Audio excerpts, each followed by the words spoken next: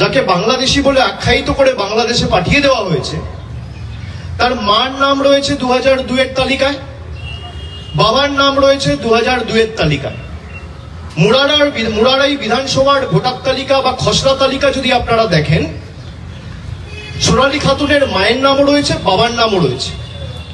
High court বলেছে সে ভারতীয়, supreme court বলেছে সে ভারতীয়, সুপ্রিম কোর্টে বোধহয় মামলা চলছে, হাইকোর্ট বলেছে সে ভারতীয়, তাকে ফিরিয়ে আনতে হবে এবং একটা নির্দিষ্ট সময়সীমা বেঁধে দেওয়া হয়েছিল তাকে ফিরিয়ে আনার জন্য।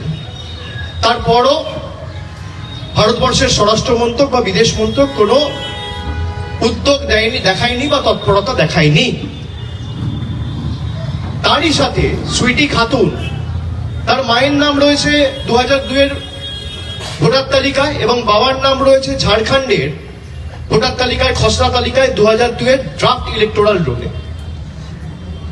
তারপরেও তাদেরকে বাংলাদেশি বলে পাঠিয়ে দেওয়া হয়েছে। গতকাল একটা সাক্ষাৎকারে দেশের স্বরাষ্ট্রমন্ত্রী অমিত শাহ বলেছেন, যারা ভারতবর্ষে জন্মায়নি তাদের ভারতবর্ষে ভোটাধিকার বা ভোট দেওয়ার কোন অধিকার নেই।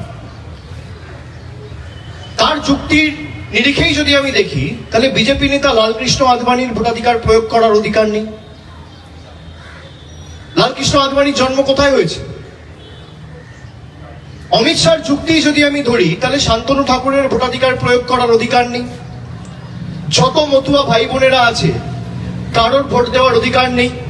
এটা আমি বলছি না, দেশের স্বরাষ্ট্রমন্ত্রী এবং বিজেপির প্রাক্তন সর্বভারতীয় সভাপতি অমিত শাহ বলছে। আমি অনুরোধ করব আপনাদের যে এরা যে সিএ ক্যাম্প করছে আপনাদের মাধ্যমে, এদের ফাঁদে কেউ পা দেবেন না।